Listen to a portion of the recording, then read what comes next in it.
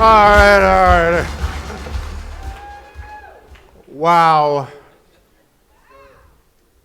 10 years? 10 years. Now, I've been to a couple of these, and this is one for the ages, Phil. You tied it all together, the energy, the focus, the synchronicity of the speakers. It doesn't get any better than this. I mean that. I do this for a living. So this is an art and a science, and thank you for including me. I must criticize you a bit and say you have given me the absolute most difficult speaking position of the entire conference. Everything that needed to be said has already been said. It has been said 10 or 12 different ways, but that's the key to learning. The key to learning is what? Simplicity and repetition. So all I can say about all of the speakers that came before me, we're now near the end. OMG, oh my God. All of you were awesome. And Marlon Smith. I'm going to give you some initials for Marlon Smith. WTF. Wow, that was fine. Beast mode, mic drop, bam, and gangster. Marlon, you are just awesome. So I want to thank all of our speakers and Corey, where's Corey? You are almost the best looking guy at the conference. You are. I was talking to David about you in the green room. I think David is simply because he has a little bit more age and wisdom and experience, but you're right there, man. You're right there. God bless you. Being put into this position, I want you to pray for me, please, and I'm going to ask God to grant me the words to speak your thoughts. I want to thank my teammate members from the Black Wealth Alliance, and Shirley Johnson, who's here, Jennifer Jones, who's here, Marlon, of course, you've met, Gloria and Prince Goins, and William Patterson, and Shirley Lou. Boy, do I love Shirley Lou. Let me tell you why I love Shirley Lou. Shirley, let me tell you why I love you. Shirley, you recruited Shirley Johnson. Shirley Johnson recruited Jennifer Jones. Jennifer Jones recruited me, and I recruited Marlon. You see, that's how that works, right? The domino effect. You see how that works? That's how it works. So I love you for that. I will never, ever, ever, ever forget our roots and why we are what we are. We at the Black Wealth Alliance, we have established a co-vision with First Financial Security, and ours is based on Proverbs 13:22, and that is, a good man leaves an inheritance to his children's children. And our goal with the Black Wealth Alliance is for 1 million million-dollar babies to benefit from the incredible products and services that First Financial Security and all of its providers have made available to us. And we are excited about 1 million million-dollar babies. If in fact we do that, and we expect to do it within a generation, that will be $1 trillion of intergenerational wealth transferred in the African American community, the largest amount of money ever transferred in the history of Africans in America. So we're excited about that goal. And to the First Financial team and its insurance partners, you are the best of the best. And I'm not saying that because I'm standing here. I'm not saying that with without something to compare it to. I have been speaking in the insurance industry for many years, and I compare what First Financial Security brings to the table and its insurance providers, its vision, its commitment, its sincerity, and there is nothing like it, and absolutely you will change the face of insurance. I just urge you, Debbie and Phil, to stay the course. Whenever I sign a book, I only sign three words, and I sign stay the course. Stay the course. And what does that mean? It means chart a good and righteous course, because everything that is good is not right for you. Stay that course, and then all that is due you will come to you. Stay the course, Phil. You and Debbie are the patriarchs and the matriarchs of this visionary movement. You are servant leaders. You are awesome people. God has anointed you with a powerful vision. Phil, I know how you got into the industry. It made sense at that time. But God has worked on you, and both you and Debbie have evolved. And I love you for that, and I have committed the balance of my life in service of your vision, which is synergistic with my vision and the vision of FraserNet. So let me say it real friendly and real simple. You are the barbecue sauce on our ribs. You are the whipped cream on our ice cream sundae. You are the Tabasco in our gumbo. Both of you are supercalifragilisticexpialidocious. You really are. I love you for that. Debbie, I've said this to you before, and I mean it. Every time you think, you strengthen this nation. So you keep on thinking. And Phil, I've said this to you before, I'm going to say it one more time. If I could not be me, I would want to be you. All right? I have one single distinction standing here this afternoon, and that is at 71 years old. Now, you may not know this, Phil. I am the oldest new insurance agent in the insurance industry. I just got my license 4 or 5 months ago. I am very proud of that. That's how motivated I am. I, at 71, studied and earned a license to talk about and to sell and to engage and to connect others around this important idea of insurance. Something certainly African Americans were not very literate about, and other cultural minorities not very literate about. So this afternoon, let me get to the meat and potatoes of what I want to share with you. No, I do not have any slides. I will not be dancing. I will be making a few jokes, but I'm going to do what our president often does to us, and that is to simply lecture you. And if you have any questions about some of the things I'm going to say, I promise you some of them will be provocative, so I want to say these things and still be loved. You can ask me those questions in the airport as I'm leaving.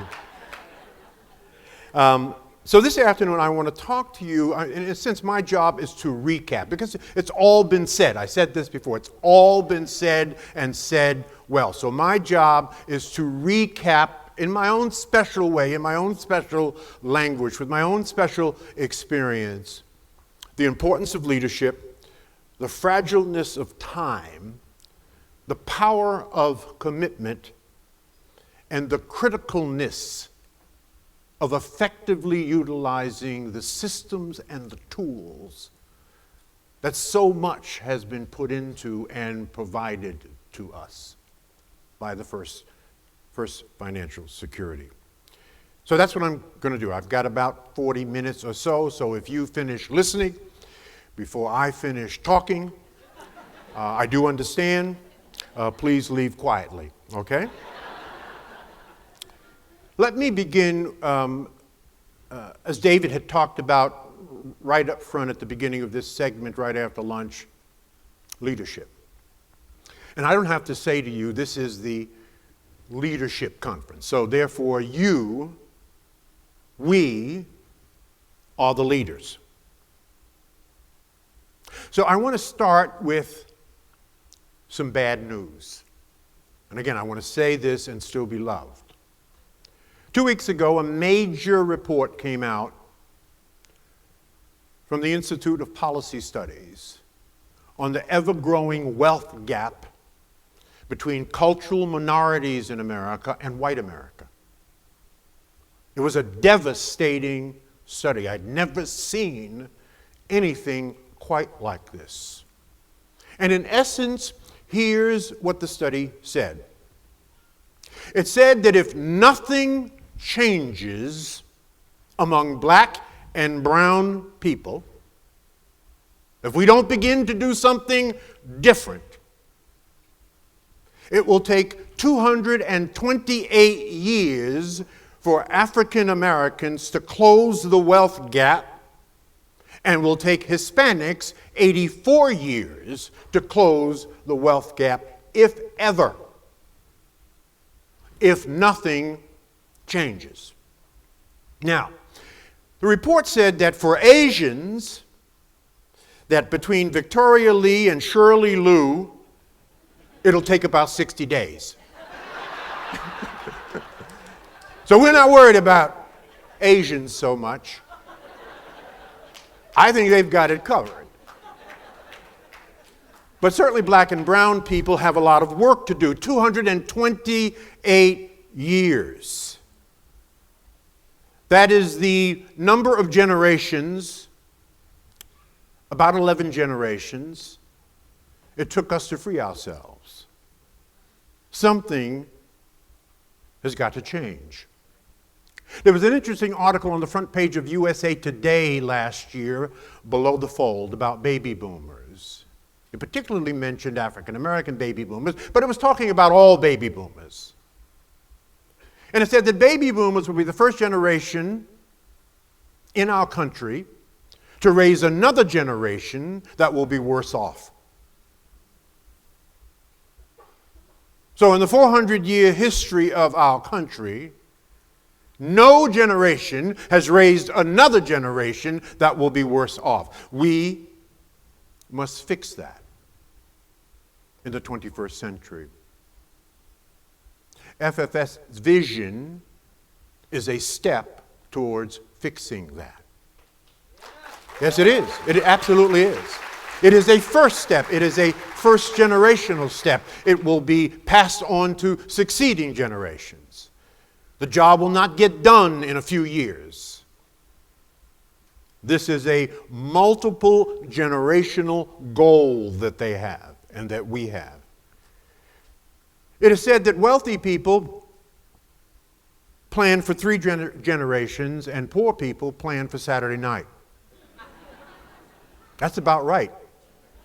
Some of the poor people I know, that's exactly what they are working on. So to get that mindset fixed and changed will take leadership.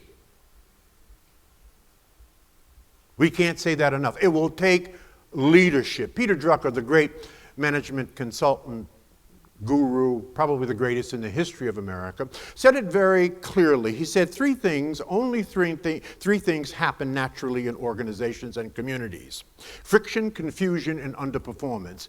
Everything else takes leadership. It takes leadership. I say that to be a leader is to be awake and alert and to be dissatisfied at all times. Yes, we have come a long way, but we have much further to go. Therefore, I am not happy, but I am motivated by a positive anger directed towards positive change. So one of the reasons I love Mayron, you heard him stand on this stage and said that he is not happy, in spite of the fact that his great company has had excellent sequential success over a number of years. He is not happy. We should not be happy. Victoria, Shirley, do not be happy. You said it, Corey. Do not be happy. We have much work to do. I believe that leaders define reality and provide hope. Let me say that again. Leaders define reality and provide hope. FFS has defined our reality as it relates to under and underinsured, and is changing the face of insurance, and most assuredly this will have a significant impact on the long-term and intergenerational transfer of wealth. Ecclesiastes 10:19 in the Bible says, money answers all things. Money answers all things. Wealth is critically important in a market-based economy in a democratic capitalistic society. Why? Because the only color that really matters in America is green. And so until our pile of green is as big and as deep and as high and as wide and as leveraged as any other cultural group's pile of green, we will never be considered an equal at the table of democratic capitalism. Michael spoke to a quote that I made in a movie that I shot not long ago that ended up being a quite popular movie. He excerpted it. I want to repeat it because it deserves repeating. And Michael, I was honored that you used that quote. I think it was on Thursday. Thank you. But I want to repeat it because you need to hear it again. Because it is at the foundation, it is the essence of what we are all here for. Why is wealth important? Your wealth will determine where you live. Where you live will determine where your children go to school.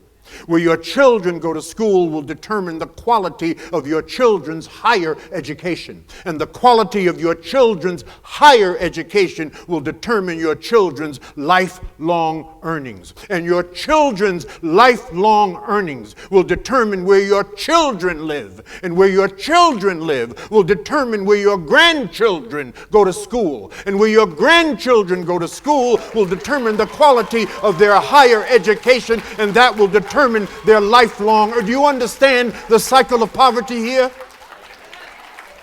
We must break the cycle of poverty. That is our moral and spiritual responsibility.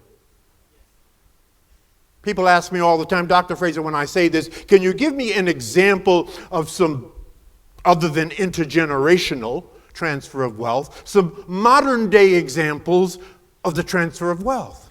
Sure. You have two beautiful children. They qualify to go to college. They select a wonderful college. It's going to cost them $50,000 or $60,000 a year all in to go to that college. Can you afford to send your children to a college that potentially they could be a lawyer or a doctor or an engineer? Or will you stick them with a $250,000 bill because they have to pay their own way because you can't afford to send them? That's the intergenerational transfer of wealth right now. You have two beautiful children and they decide to get married. You approve of your daughter's potential husband and your son's potential wife. And once they get married, will you be able to do what our Jewish brothers and sisters are able to do and to buy your child their first home or give them a down payment on their first home? That is the intergenerational transfer of wealth right now. Will they be able to start better than you? That is the intergenerational transfer of wealth right now. Wealth is important. Wealth is important. Why is wealth important? Because it enables you to exploit the tax system. The tax system was set up for the landowner and the business owner. Why? Because landowners and business owners wrote the tax laws. So if we don't own land, homes, and most cultural minorities own the fewest number of homes per capita of any cultural group in this country, and if we don't own businesses, and we own the fewest number of businesses per capita of any cultural group in this country, then you cannot fully exploit the American tax system. The American tax system will exploit you. The American tax system was set up for the landowner and the business owner, those that have wealth, and the more wealth you have, the less taxes percentage-wise you pay. This is why Mitt Romney, if you remember that incident that he didn't want you to see his taxes, remember? But eventually he had to show them. Trump is now in the same position. It's not because he did anything wrong. But if you analyze Mitt Romney's taxes, because he is a big-time landowner and a big-time business owner, the percentage of taxes that he paid on millions of dollars earned in a single year is a fraction of what you paid at a fraction of what he earned. Wealth is important, and understanding how to use wealth, how to leverage wealth, how to transfer wealth is absolutely critical. And unless we understand this, unless we act on it, unless we change some of the badass habits that we have around wealth, we will be relegated. And Corey, thank you for being hard on us. We will be relegated to permanent second-class citizens in this country. We will not allow that. We must fix that. Now, I say all that to say this. You are not going to get a lot of time. You are not going to get a lot of time. I'm 71 years old, and it's like I blinked my eyes and 71 years are gone. So I am very sensitive about time. They say that an average black man lives to be 72, so if I'm lucky, I got another year. I hope I'm lucky. But for real, two of my closest friends last week, I posted this on my Facebook page, passed away. One was a lawyer, and one was a renowned journalist, both of them in their 60s, both black males.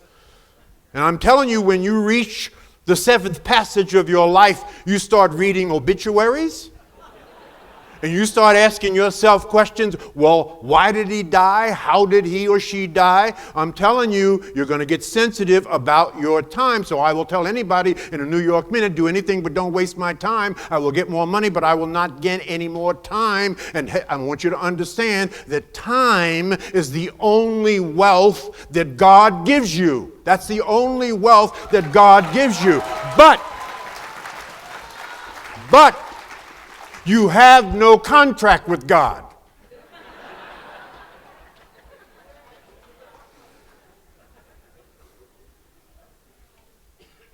Sometimes,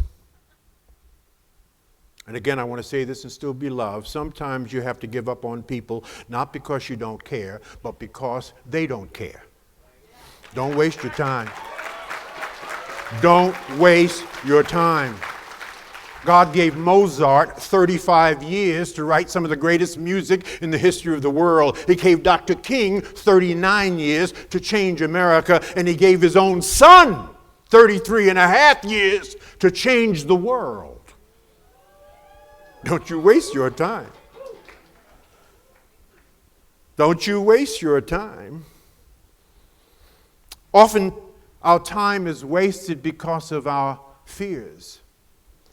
Our fears generate a reluctance to do things, certain things. Let's call it procrastination. It was the great Joseph Campbell who said, "Leap, and the net will appear, and there will be 1,000 unseen helping hands waiting just for you." Now analyze that. That's deep. That's deep. Joseph Campbell said, "Leap, and the net will appear." He did not say the net will appear and then leap. He didn't. So I want to ask you a rhetorical question. I want you to think about this. You are gifted, all of you. You are gifted. But what gift are you holding hostage from our community because of your personal fears? What gift are you holding hostage from our community because of your personal fears? I say this to you, and I say this, and again, I want to still be loved. If you could leave the insurance industry tomorrow and be happy, you're in the wrong damn industry. So my advice to you, and this is tough advice, is on Monday morning when you get back to wherever you're going, you pack your stuff up and you get the hell out of here. Stop messing up this business and go do what God has put you here to do. Stop wasting your time. Because if you ask for success but you prepare for failure, you are going to receive the thing that you have prepared for. So let me say that a different way. I'm going to use a bad word here.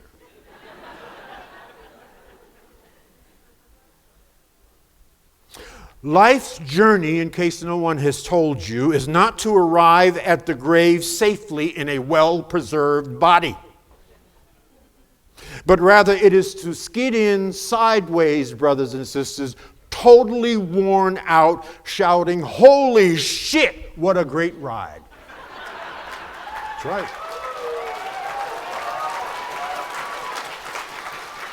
You got to die worn out. Nothing in you.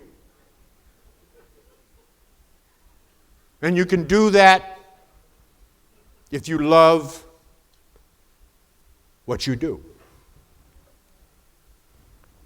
There's a sign on my wall. I have removed FraserNet from the sign, and I put FFS in place of FraserNet. And here's what the sign says. This is true. I said, what we do here at FFS isn't about life or death, but it's a bit more serious than that. Let me repeat that. What we do here at FFS isn't about life or death. It's a bit more serious than that. It is about peace of mind.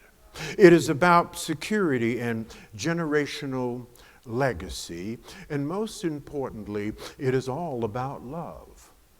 And you can't start it like a car and you can't stop it with a gun. That every single thing that we do is so that somebody will love us. The clothes that we wear, the successes that we achieve, is so that somebody will love us. That we have an insatiable appetite to be loved. And Debbie, you could tell me 20 times today that you love me. And I would receive that in the spirit in which it was delivered, but tomorrow I would have an insatiable appetite to hear it again and again and again. As I said earlier, I'm 71, so I am a short timer. Now, I'm not saying that morbidly. I'm just saying that the time in front of me is shorter than the time behind me. I'm not going to live to be 142.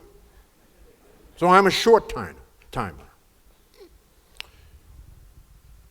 And a very profound question was asked of me in a television interview a month or so ago. It brought me to tears, actually. They had to stop the cameras. That's how deep the question was. No one had ever asked me this question before.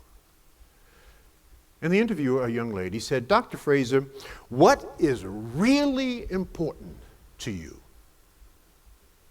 What would you like on your tombstone someday?" Well, I had to gather myself. I had to think about that. And I thought deeply. And I said to her, almost whimpering, that if I could craft the words for my tombstone right now, it would only be 2 words. He mattered. And it would go right under the dash between the year I was born and the year I died. I mattered. James Baldwin, the great writer, said it best. He said, "We are born, we suffer, and we die. We are born, we suffer, and we die." Now, what does that mean? It means that how we manage our suffering, what we do with our life in between being born and dying determines the dash. That is our life. Right there. So I ask you, do you matter? Will your family and others remember you? And what will they remember you for? Are other people's lives better because you lived? Did you make a difference today by adding the highest value and fulfilling the purpose of life? And the purpose of life is very simple. Why? Because God doesn't make anything complicated. He needs everyone to understand it. And what is the purpose of life? The purpose of life is to love, to give, to serve, and to add value, the highest value, every minute of every day, making your best better. Every minute of every day. Do you matter? Because when you stand at the pearly gates, God is going to look down on you and say, "I gave you 65 years. Did it matter?" And you must account for that time. He gave you a purpose. Did you chase excellence and not money? So let me say that differently. Chase excellence, never chase money. Why? Because money has an incredible way of finding excellence. Did you chase excellence and not money? Do you have the intellectual curiosity to learn everything you can about this incredible industry and master it? Become the smartest person in the room, like a Victoria, like a Shirley Lee, and like a Shirley Johnson, like a have you mastered it? A couple stories.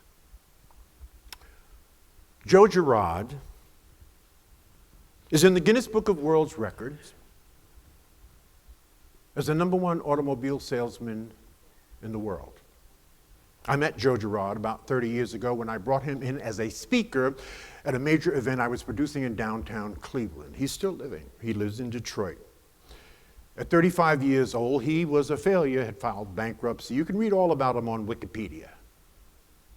And he needed a job, and he got on a bus. And the bus stopped in front of a Chevy dealer. He always liked Chevys. He had driven an old beat-up Chevy, and he just thought Chevy was the blue-collar worker's Rolls Royce. So he became a Chevy dealer salesman. He begged for the job. In 15 years, he sold 13,000 cars. Anybody that knows anything about automobile sales, I know a little bit about it. He would sell about 160 cars a month. And on several occasions, Phil, he sold 18 cars in one day. Unbelievable, a beast. And so when I was driving him from the airport to our engagement in Cleveland, I said, Joe, tell me the secret. How do you sell that many cars a year? And in one day sell what most people sell in a whole month. He said, George, I never sold cars. I always sold Joe Girard.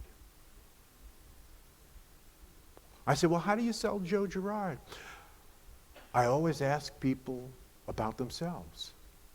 I wanted to know everything I could find out about them. I wanted to keep in touch with them. I wanted them to get personal care from me and personal service. And I told everybody that I ever sold a car to, don't you, if anything ever goes wrong with this car, I don't want you to bring it back to the deal. I want you to bring it back to me, and I will take care of it. And I sent out birthday cards, and I sent out anniversary cards. I showed up to a few Christmas parties, and I did this over and over and over, and my entire business was built on referrals. I had so many referrals because people trusted me and loved me that I had to hire 2 people. This is a true story. I had to hire 2 people that I paid in the dealership just to manage my referrals. And I would close the deals.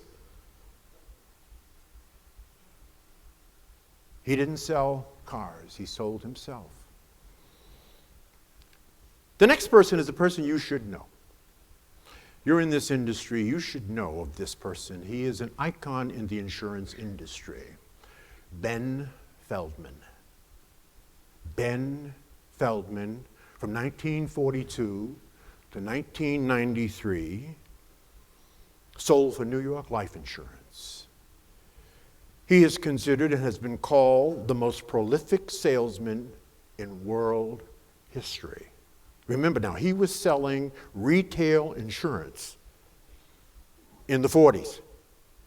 Before he died, he had sold $1.8 billion in policy, and several days he sold $20 and $30 million of business in a single day. I met Ben about 30 or so years ago. He's deceased now. And I asked Ben, what's the secret? He said, well, George, I don't sell insurance. I sell money. I said, oh, you sell money? He said, yeah, I sell dollars for pennies apiece. My dollars cost about 3 cents each year. People love buying my dollars. And then I stay in touch with them, so I can sell them more dollars and different kinds of insurance for their children. And he built his business all on referrals. He found a way to what was then a complicated, intangible product, to make it simple, to have people or connect people to an idea that was powerful and important to them and brought them peace of mind. What I'm saying to you is that these 2 men, and their women, examples, countless of them, loved and mastered what they did. They believed in their product. So what I'm saying to you is, you too, you got to believe. You got to believe that this is why God put you here. That's what you got to believe. And once you believe that, you will learn it. And you will say it with passion and conviction. And only when you can say it like you believe it, with passion and conviction, that your body language, your vibrations, and your energy, when you're speaking to another person, will convince them that this is what they must be doing. But you have to believe it first. And once you truly believe, you will understand the difference between self-government and institutional government. God never created institutional government. The greatest and most perfect government on earth is self-government. And the further you move away from self-government, the more problems you will have in life. I promise you that. God never intended mankind to be governed externally. And I'm living proof that self-government works. Absolutely.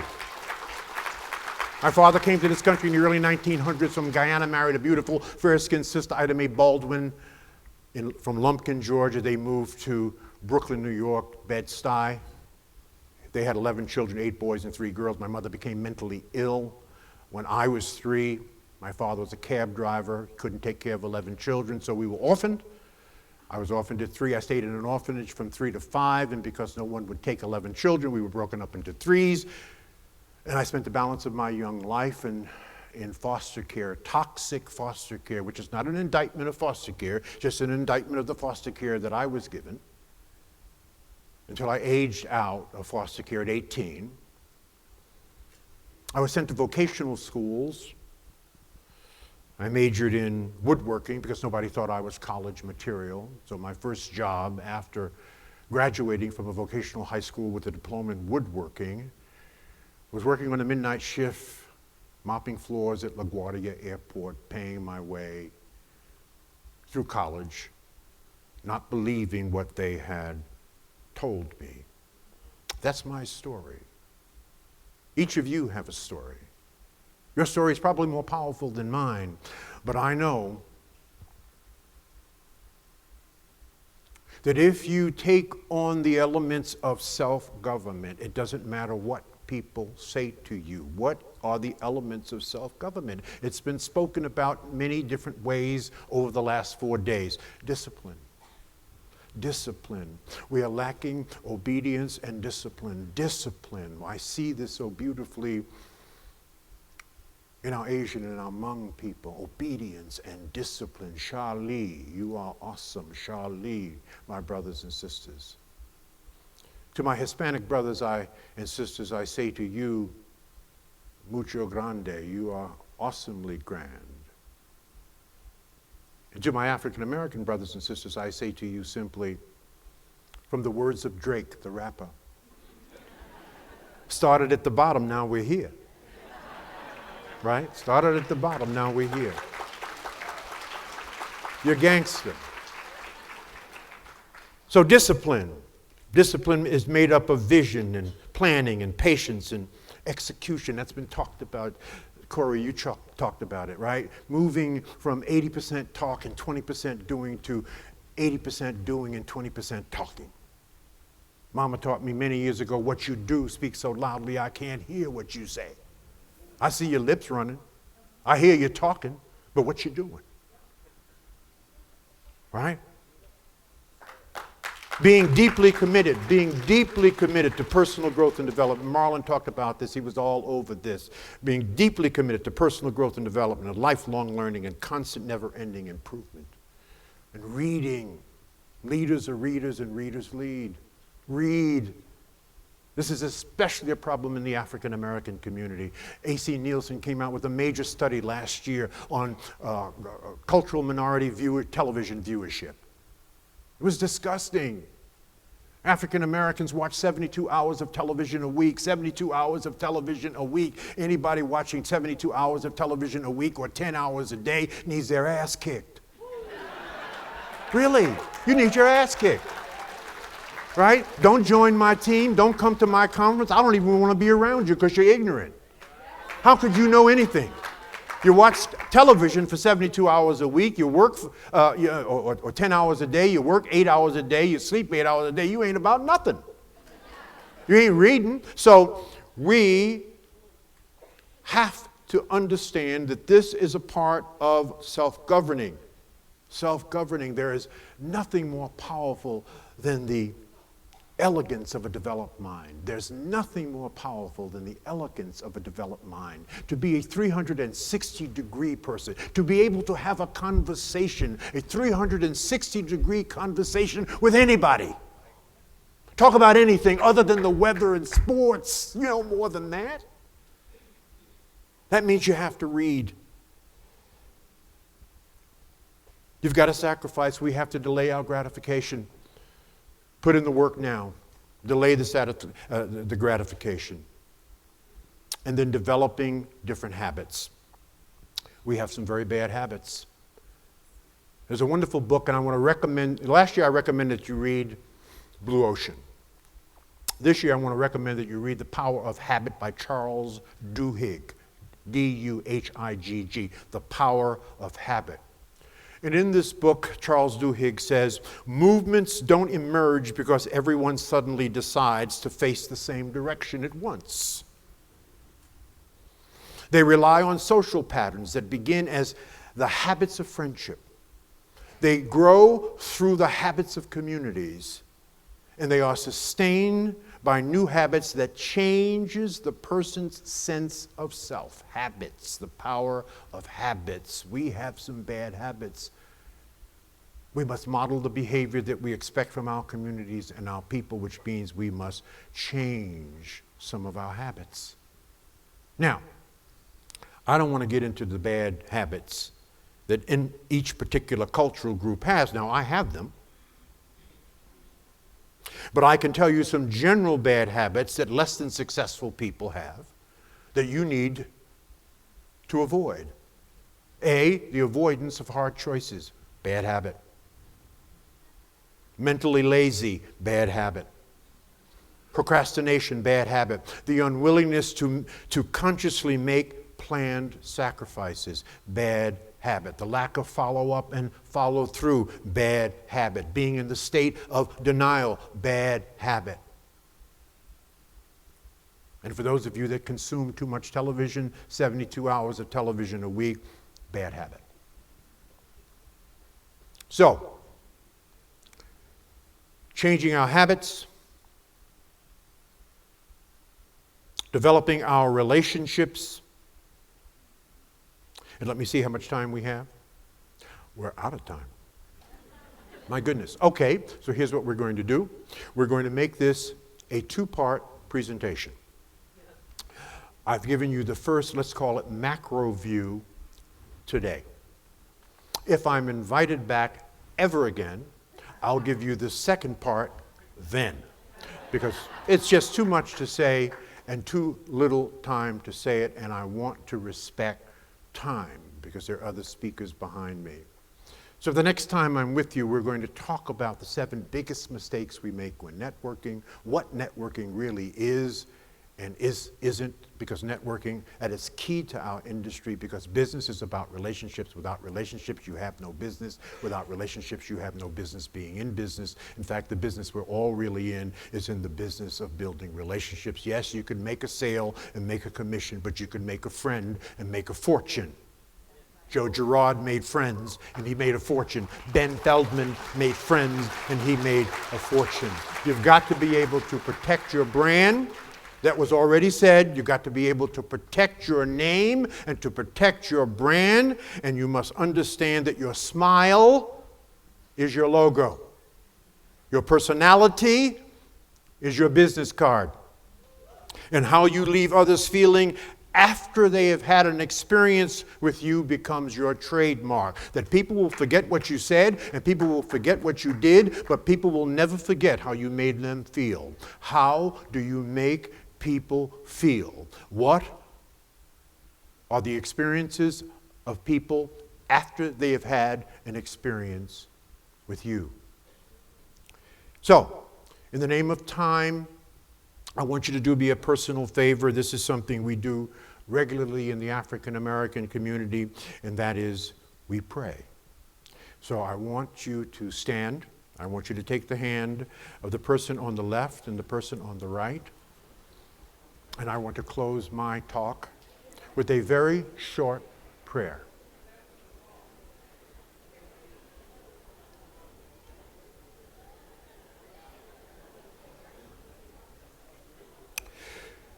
May we always remember those who have gone before us. May we be inspired by their vision and their valor. May their lives continually remind us that service is more important than success. That people are more important than possessions. That principle is more important than power. May whatever we do be shaped and molded by excellence and commitment. May our children and our children's children carry forth with pride the nobility of the histories that are represented here and the various traditions that are represented in this room. To the Creator of all of us, by whatever name we may refer to that Creator, we dedicate our lives to make this world better and more beautiful. Can I get an amen? Amen. God bless you and thank you very much.